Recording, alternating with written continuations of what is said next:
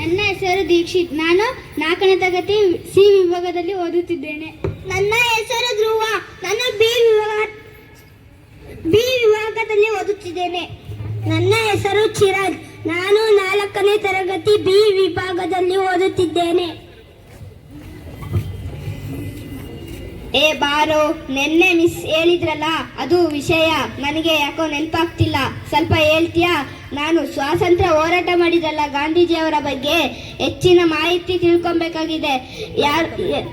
ಎಲ್ಲಿ ಸಿಗತ್ತೆ ಅಂತ ಹೇಳ್ತೀಯಾ? ಅಲ್ಲಿ ಇಲ್ಲಿ ಯಾಕೆ ಹುಡುಕ್ತೀಯ? ನಮ್ಮ ಶಾಲೆಯಲ್ಲಿ ಗ್ರಂಥಾಲಯದ ಎಲ್ಲ ವಿಷಯಕ್ಕೆ ಸಂಬಂಧಿಸಿದ ಪುಸ್ತಕಗಳು ದೊರೆಯುತ್ತದೆ. ಬಾ, ಅಲ್ಲಿ ಹೋಗಿ ಪುಸ್ತಕಗಳನ್ನು ಕೇಳಿ ಪಡೆದು ಓದೋಣ.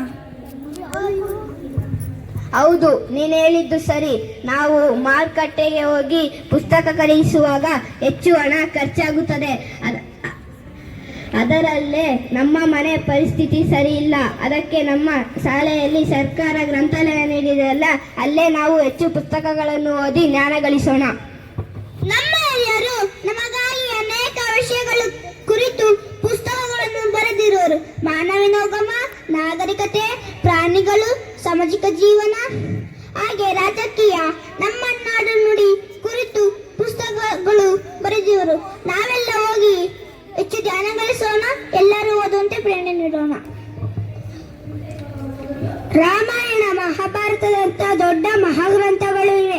ಎಲ್ಲ ಪುಸ್ತಕಗಳು ಓದುವುದರಿಂದ ನಮ್ಮ ಜ್ಞಾನ ಹೆಚ್ಚಾಗುವುದು.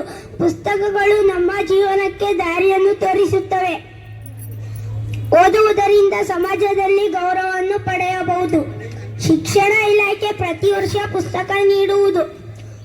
ಅತ್ಯುತ್ತಮವಾದ ಪುಸ್ತಕಗಳು ನಮ್ಮ ಗ್ರಂಥಾಲಯದಲ್ಲಿವೆ. ಎಲ್ಲ ಪುಸ್ತಕಗಳನ್ನು ಓದುವುದರಿಂದ ನಮ್ಮ ಜ್ಞಾನ ಹೆಚ್ಚಾಗುವುದು. ನಾವು ಪುಸ್ತಕ ಓದೋಣ, ಜ್ಞಾನ ಗಳಿಸೋಣ, ಎಲ್ಲರೂ ಓದುವಂತೆ ಪ್ರೇರಣೆ ನೀಡೋಣ.